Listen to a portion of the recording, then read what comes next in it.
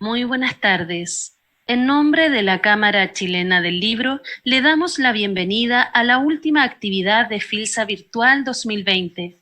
A continuación, le invitamos a participar de la presentación del libro Cuentos Fantásticos, Recientología, del autor nacional Ricardo Rojas, junto a Elizabeth Gallegos, Ricardo Rojas, Patricio Alfonso y Victoria Ramírez. Organiza Ediciones Liz.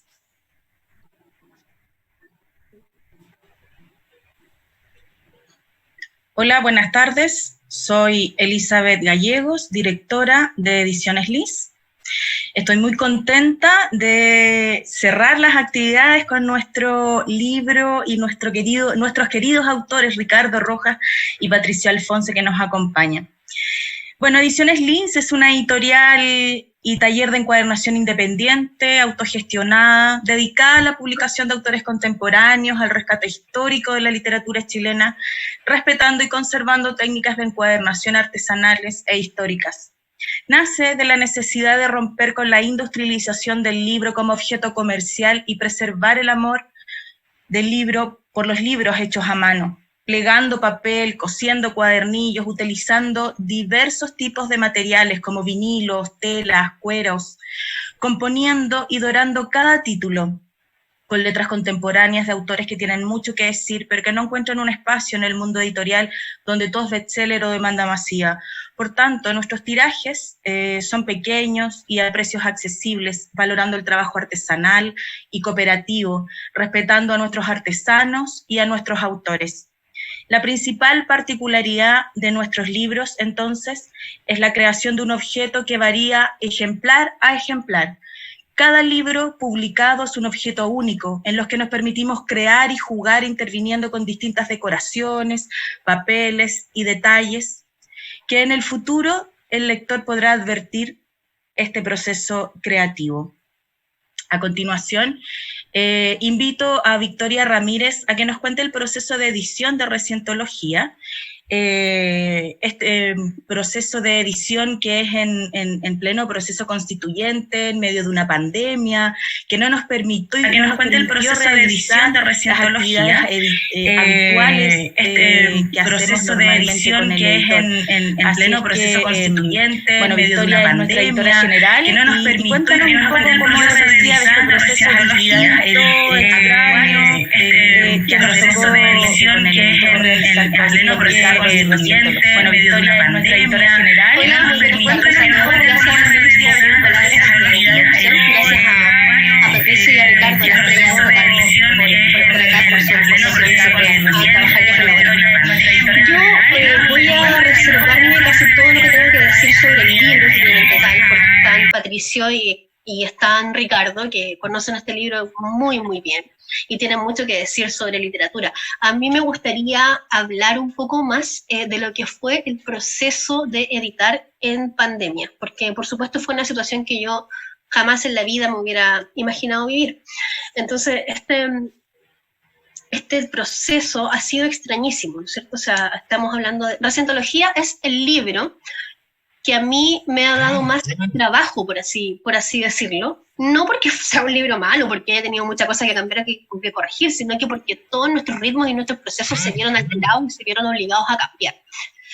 En ese contexto es que Recientología yo lo he dado leído unos 4 o 5 veces, se echó mucho de menos esa reunión que he tenido con otros autores, como la tuve en su momento con Patricio, en que un café por medio, una cerveza, lo que sea, uno va conversando y va hablando las cosas que se pueden hacer, eso se extrañó mucho, pero más allá de eso también está el tema de haber despertado muchas mañanas o muchos mediodías después de unos insomnios macabros y preguntarte, cuando tenés como el manuscrito así en las manos y el lápiz rojo, y preguntarte qué sentido tiene editar este libro o cualquier libro en este 2020, o sea, cuando estoy encerrada en mi casa, cuando no sé, cuando la angustia no siquiera si sabes si vas a tener como para pagar el techo el próximo mes, sino que ni siquiera sabes si toda tu vida va a seguir tal cual, si toda tu vida va a cambiar radicalmente, va a dejar de existir tal como la conocías, ¿qué sentido tiene seguir editando libros? Y la respuesta no tardaba nada en llegar. Y yo decía, después yo decía, miraba el libro y decía, tiene todo el sentido del mundo. porque lo que hizo Ricardo en Recientología es un trabajo valiosísimo. Es el trabajo del escritor así con mayúsculas, ¿no es cierto? Como con mayúsculas y con pantalón largo. Que no solamente se pone a garrapatear sobre el papel en blanco, sino que sabe que lo que tiene que decir tiene un peso, tiene una importancia. Es el tipo que está trabajando con el lenguaje a ese nivel de que no está solo registrando una realidad, una época, un momento, sino que lo está transformando. ¿Qué manera de ser Recientología con todo lo fantástico que puede haber en estos cuentos? Lo presentaban como una antología de cuentos fantásticos. Con todo lo fantástico que puede haber en esos cuentos, qué manera de ser un buen testimonio de esta época. Y bueno, si bien se escribió antes del estallido y antes de la pandemia, qué manera de dar cuenta de lo que nos está pasando, de cómo está cambiando este mundo, de lo frágiles que somos nosotros, así como parados en el mundo, y de lo frágil que es todo lo que conocíamos, todo el sistema, todo este engranaje que se suponía que era perfecto. O sea, si hay algo que tiene que ser la literatura y que es dar cuenta del tiempo que nos tocó vivir,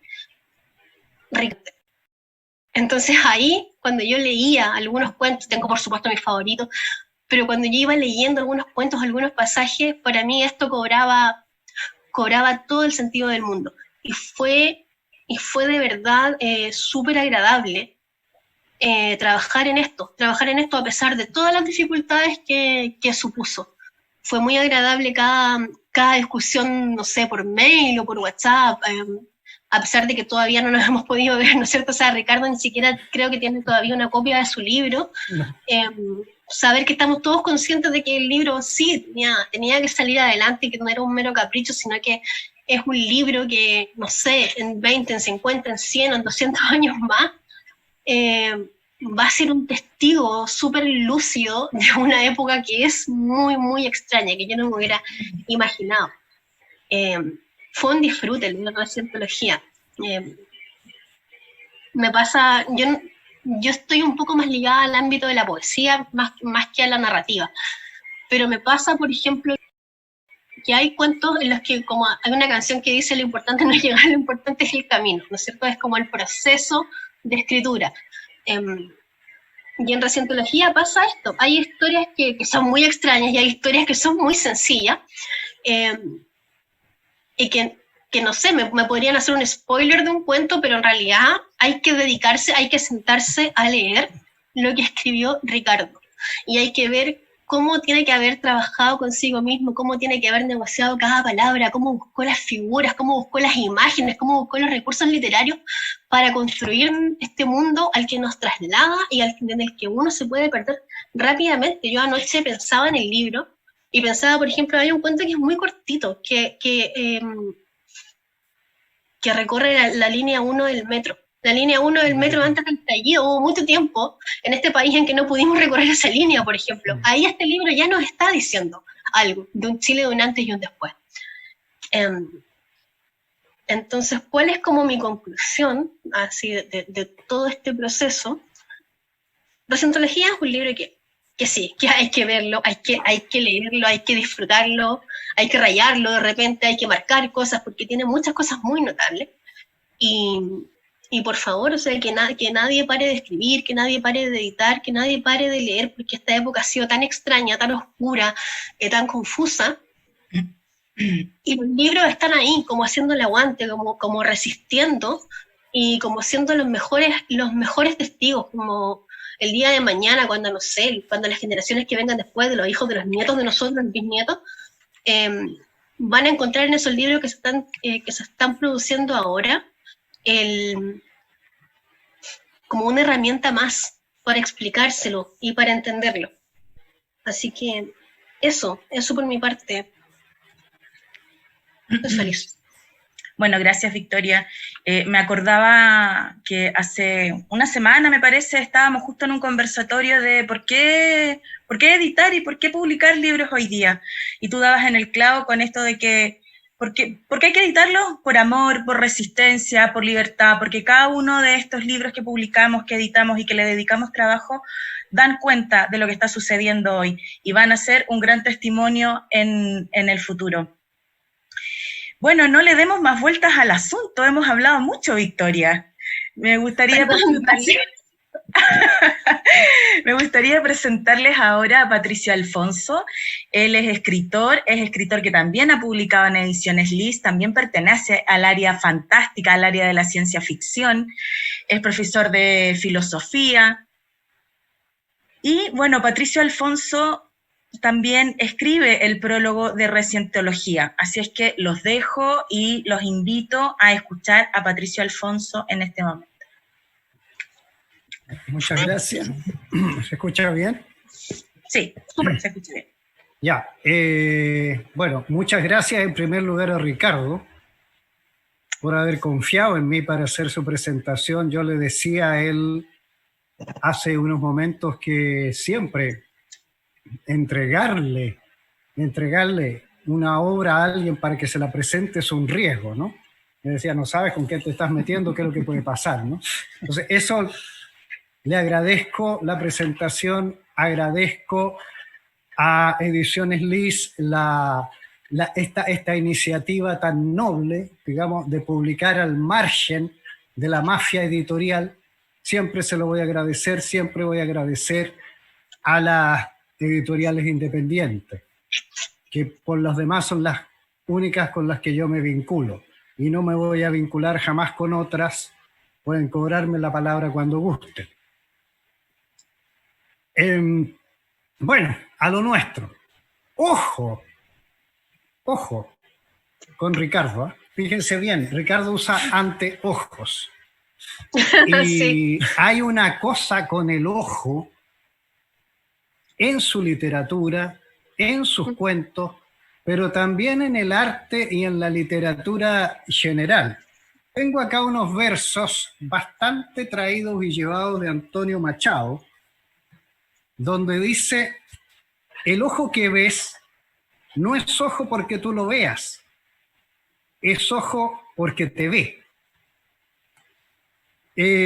Creo yo, si no me engaña lo que me estoy tomando, que Machado hace una división muy clara entre el ojo como órgano de la visión, que es lo que lo constituye como ojo propiamente, podríamos decir la extensión del ojo también, como es el anteojo, telescopio, microscopio, y el ojo curiosamente como objeto de la mirada, porque el ojo también puede ser visto. Y muchas veces en el arte, por ejemplo en el cine, aparece el ojo más que como instrumento de visión, como algo para ser visto. Miramos miradas. Yo recuerdo que Ricardo, cuando yo le hacía clases a él, porque yo alguna vez le hice clases a este sujeto. También es profe todavía. Sí, sí, y bueno. Los alumnos de él terminan así. Así termina. Y yo lo miraba a él con sus anteojos y lo miraba a mirarme. Y yo sabía algunas cosas bastante escabrosas de él. Por ejemplo, sabía que escribía haiku. Y cuando yo hacía clases de filosofía, y cuando hablaba del principio de razón suficiente de Leibniz, él se reía. Que decía, bueno, el principio de razón suficiente de Leibniz es, en estricto rigor, decir que cada cosa que ocurre o que cada cosa que existe, existe por algo. Bueno, desgraciadamente la gente lo ha dado vuelta. Y ahora cuando dice que todo pasa por algo, en realidad quieren decir que todo pasa para algo, lo cual es una propuesta bastante más osada, supersticiosa incluso. Pero en estricto rigor todo lo que pasa, pasa por algo. Si no tuviera una razón suficiente, dice Leibniz, no pasaría. Y de eso se reía Ricardo y me decía, mira, este tipo es filósofo por decir una obviedad semejante. Esa clase de recuerdos tengo yo de Ricardo. Pero bueno, lo miraba a mirarme. Y lo miraba a mirarme con el brillo de sus anteojos. Y pienso, el ojo como algo a ver, no como algo que ver, como algo a ver. Es decir, es ojo porque tú lo ves, ¿no? Y me acuerdo, por ejemplo, en el cine, ¿no? Que hay miradas famosas. La mirada de sapo de Peter Lorre. Los ojos de Barbara Steele. Los ojos de Bette Davis, por supuesto. Pero también el cine, a veces, y con mucha mayor razón, haciéndose cargo de lo que es el cine, como lenguaje y como medio técnico, adopta la vista del ojo que ve, del ojo activo, podríamos decir. Y estoy pensando en esa tremenda película de 1960 de Michael Powell que se llama Peeping Tom, donde la cámara subjetiva adopta la vista del asesino, adopta el punto de vista del asesino y nos hace cómplices a todos nosotros del asesino. Ahora, ¿qué significa ver? El escritor Rob Grillet decía en una entrevista que tiene bastantes años ya, que él cuando escribía la frase "el cielo es gris", no quería dar con ello ningún mensaje de estado anímico, por ejemplo, asociado de tristeza, de ninguna melancolía, sino que estaba escribiendo un hecho puro y escueto. El hecho es gris. Toda la literatura de Rob Grillet es así. Es de la más pura objetividad, de la más fría, en el mejor sentido de la palabra, objetividad. La vista es un sentido que pone distancia. Ojo, ya que estamos. ¿Ah? Al contrario que el olfato, al contrario que el tacto, la vista es un sentido de lo distante. Y bueno, con esto no quiero decir que Rob Grillet sea un escritor realista, por favor, es un escritor objetivista, que es una cosa muy distinta. Es la descripción plana de lo que sucede, del fenómeno. Cuando nosotros vemos una pintura, por ejemplo, con pretensiones de realismo, unas vacas en el pasto, dice, ¿es realismo eso? Son así las... Y la gente dice, así son las vacas. ¿Así? ¿Así son las vacas? ¿Le puedes sacar leche a esas vacas que están en el cuadro? ¿Mugen esas vacas que están en el cuadro? Entonces he llegado a la conclusión personal, y ustedes no tienen por qué estar de acuerdo, en que el realismo no es realista. En que el realismo lo que hace no es reproducir la realidad, sino que reproducir acríticamente una apariencia. Ser realista en estos momentos significa hacer lo que hace Ricardo. Significa hurguetear la realidad. Torcerle la nariz a la apariencia. Y claro, eso tiene que hacerlo alguien poniéndose los anteojos, ¿no? Como se los pone Ricardo. Y quizá también la escafandra. Este hombre es biólogo marino. A ese nivel de obsesión lo ha llevado el afán de querer escudriñar. Va a ir a escudriñar las profundidades, a escarbar debajo del océano donde pocos llegan. Entonces eso es enfrentarse críticamente con la realidad.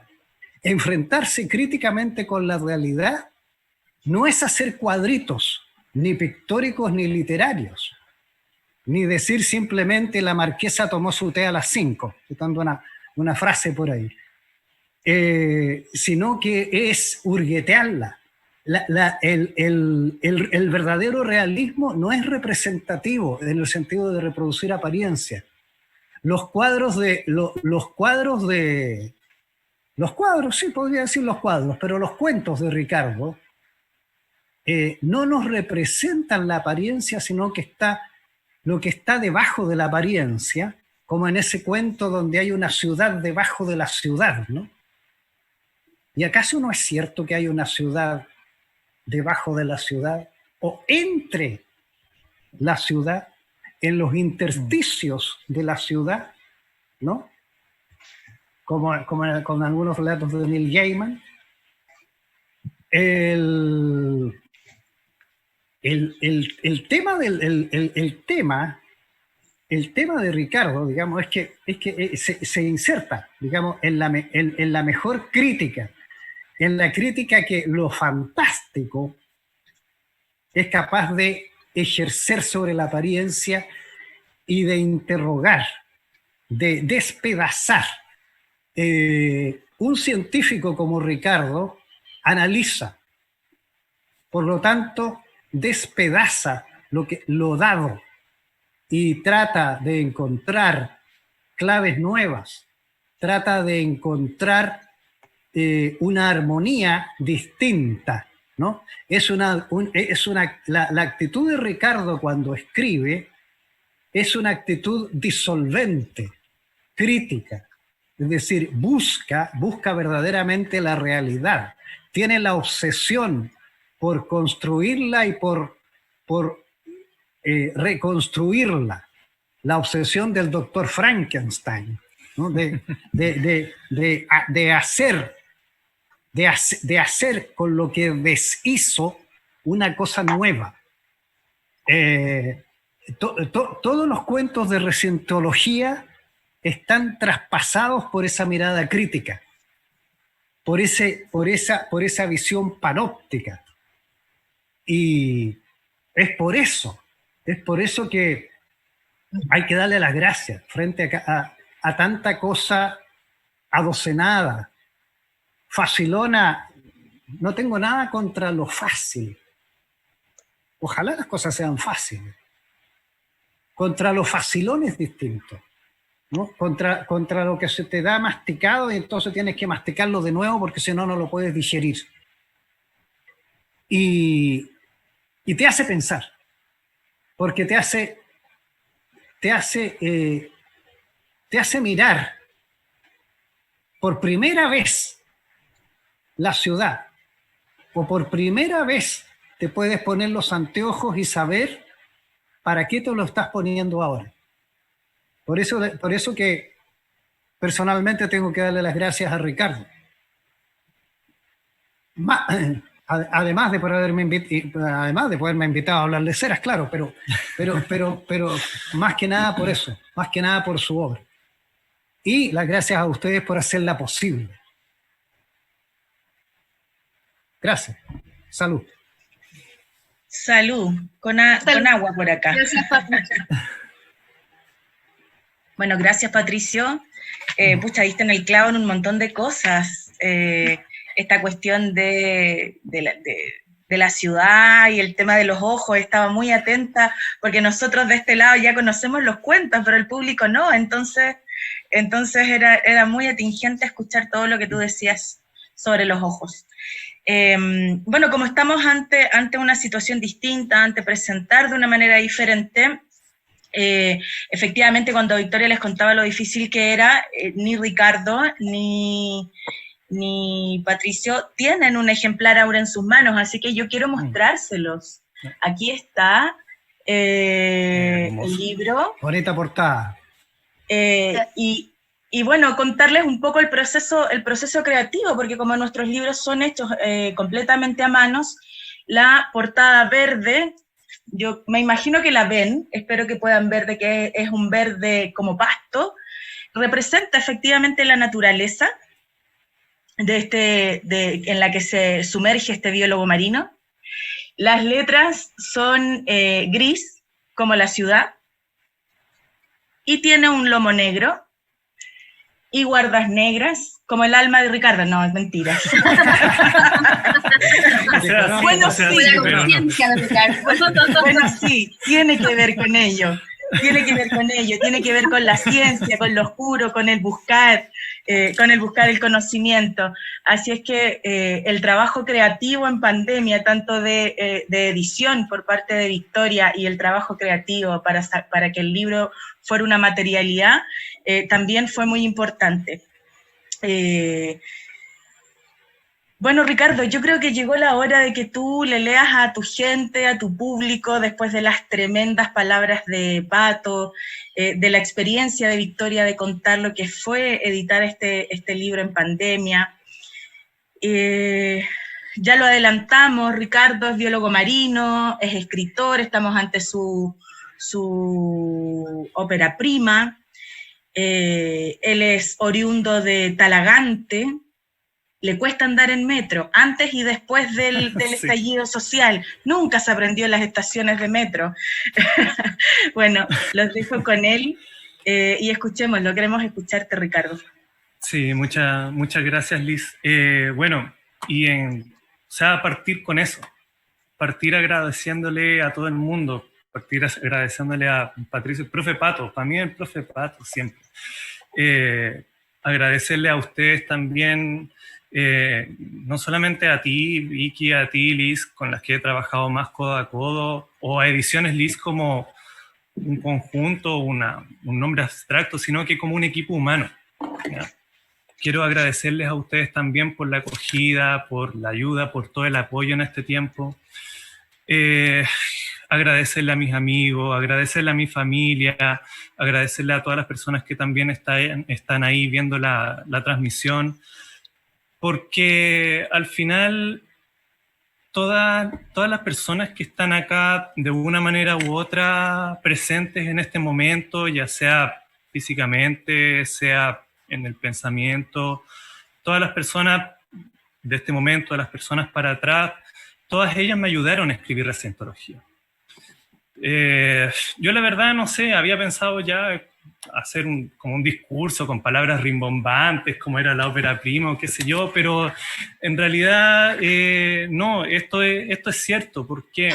Porque para mí la Recientología es una biografía, ¿ya? O sea, nosotros la presentamos, sí, son 12 cuentos, divididos en 3 partes, tocan temas distintos, qué sé yo, pero para mí, como autor, para mí escribirla y para mí recopilar estos cuentos fue hacer mi propia biografía. O sea, para mí editar este libro es también una declaración casi que de vulnerabilidad. O sea, es decir, esta es mi historia. Esta es mi historia, estas son las cosas que yo he vivido, estas son las cosas que pienso, esto es lo que he conocido, y aquí está. Léelo, ojéalo, compártelo, critícalo, pero ese soy yo. Y creo que eso, porque nosotros no habíamos hablado de lo que íbamos a decir en esta presentación, pero creo que conecta mucho tanto con la presentación que hizo la Vicky como con lo que dijo ahora el profe Pato. O sea, yo creo que estos como trazos de realidad que mencionan, esta mirada distinta, es porque, claro, la realidad es una, pero o sea, es la realidad que yo estoy contando, es lo que yo vi, lo que yo viví. Y creo que eso es como lo que convierte este libro para mí en eso, en un testimonio, ¿sí? Es un testimonio de este último tiempo. Y creo que por eso también es también tan significativo para mí partir, así como mi salida al público de manera literaria con este libro, porque es casi una declaración de principio. O sea, yo me acuerdo cuando les presenté la Recientología, les mandé el libro, les dije, miren, este es el orden de los cuentos. ¿Por qué es necesario partir con el cuento del científico? Porque para mí es una declaración de principio. ¿Por qué para mí es importante que estos sean los nombres de las secciones? ¿Por qué está dividido en la ciencia, la vida y el mito?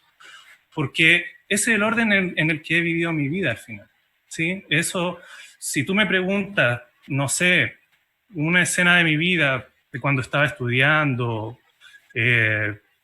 de cuando entré a trabajar, de mi primer amor, de mis viajes a Santiago, todo eso está ahí. Estará camuflado, estará contado de otra manera, pero está todo ahí, está todo contado. Entonces, yo creo que es un poco eso, es un testimonio, ¿ya? Y como les digo, por eso es algo que me parece tan relevante de lanzar de esta manera, ¿ya? ¿Hace un camino largo? Sí, hace un camino larguísimo. O sea, si para usted ha sido largo, que llevamos, ¿cuánto llevamos editando esto? ¿Un año? ¿Un año y Casi medio? creo que más, casi un año. No, casi Claro. un año. Sí. Sí, claro, Sí. es como un año que, más encima en pandemia, o sea, Ha de sido verdad eterno, que este es un, mucho tiempo. sí, o sea, es un libro raro. O sea, las condiciones de lanzamiento, lo que trae, todo, es un libro Mientras raro. más raro, mejor. Sí, y el prólogo tiene 4 años. El prólogo tiene 4 Ya me años. está ahí la Y actualización. sale Hay ahí que en la decir que ese firma. prólogo ha envejecido súper bien. Sí.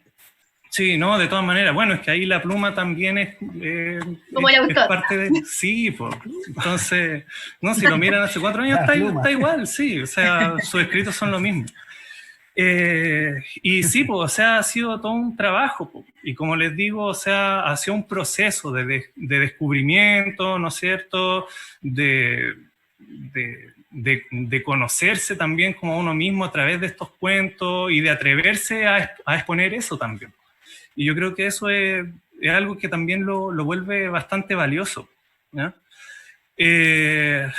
Respecto, a veces preguntan, por ejemplo, ya cuáles son como las influencias de los relatos, qué sé yo. La verdad, referentes, principalmente yo diría que están como para la última parte del libro. O sea, más que nada como cuando empecé a meterme por influencia de alguien en este tema de los cuentos de horror, Lovecraft, Pope, todo eso, yo creo que es principalmente ahí donde se empieza a notar un poco más que ya no escribo tanto como de una manera tan... de una manera más educada, yo diría. Y eso creo que es algo interesante también de ver en el libro, que existe una evolución respecto a los relatos, existe un cambio respecto a la manera en la que me enfrento un poco a las realidades que se van narrando, ¿ya? Bueno, como les decía, o sea, fue todo un proceso de recopilar los cuentos. Todos salieron en distintos años, algunos los lancé antes, otros no. Después, cuando empecé a buscar un editorial y llegué a ustedes, me acogieron súper bien. De nuevo, nuevamente, muchas gracias por eso. Y ahí fue cuando se empezó como a materializar un poco este libro, ¿ya? Yo creo que agradezco mucho también todo el aprendizaje que he tenido por esto. O sea, las discusiones de edición, por ejemplo, que tuvimos, de estilo, de la elección de cuentos. Yo creo que aprendí mucho también en el proceso de todo lo que ha implicado la salida de este libro, ¿ya? Eso, la verdad, como les digo, o sea, pensé en preparar un discurso o algo importante, pero creo que quería hablar también un poco como desde como mi percepción como más sencilla como persona y nuevamente agradecer. Yo creo que esas son mis palabras principales.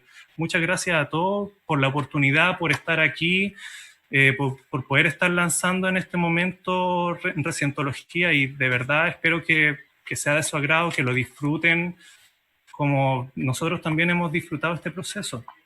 ¿Sí? Eso. Gracias, Ricardo, pero yo creo que nos merecemos un cuentito corto, ¿cierto? Ya. Ya. Sí, no sé Sí. cuánto tiempo tenemos para No mucho, por eso tiene que ser uno de los cortitos.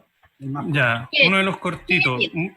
Bueno, yo creo que si es de los cortitos, yo creo que podría leer uno que es como favorito de la casa, ¿no? Que ya lo mencionaron, que es el de Horario Punta. Yo creo que ese es el cuento que siempre les gusta escuchar. Lo tengo por aquí. Es un cuento perfecto. Sí, este cuento pertenece a la segunda sección del libro, que se llama La vida. La vida. Sí. Y dice así: subimos al mismo vagón en Pajaritos. Me sonrojé cuando vi su reflejo en el túnel, llegando a Estación Central. En Los Héroes, la gente que nos apretujaba me dio una excusa para sentir su calor. En Universidad de Chile intercambiamos miradas fugaces. La voz del conductor bendijo nuestras argollas en Baquedano. Para Manuel Montt ya teníamos casa, 3 hijos y un perro. En Tobalaba bajó sin voltear.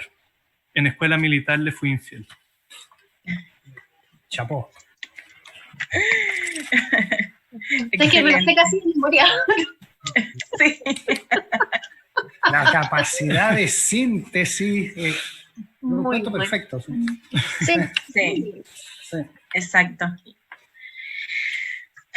Bueno, yo creo que ya agradecerte, Ricardo, por la confianza de presentar tu obra a la editorial. Cuando la presentaste fue a raíz de un llamado que hicimos. Llegaron más de 30 manuscritos en ese momento y seleccionamos 3. Y entre esos 3 estás tú. Así es que estamos muy contentos, muy contentas, porque el equipo editorial somos 4 mujeres. Saludos a Javiera Fuentes y Pamela Tai, que nos están escuchando y ayudando desde las redes, mandando el link, compartiendo, y nos quedamos como caras visibles, Victoria y yo, esta tarde. Nos queda poquito tiempo y, bueno, contarles ¿cómo se dice? ¿Una premisa? Primicia. Primicia. Es que me están hablando por el chat y me bloqueé un poco. Estos nuevos formatos de las redes cuestan. Bueno, contarles entonces, ya tenemos que ir cerrando esta presentación.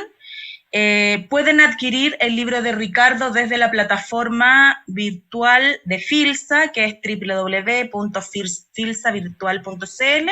Buscan Ediciones Liz y ahí van a encontrar cómo adquirir el libro de Ricardo. Por lanzamiento estamos con 30%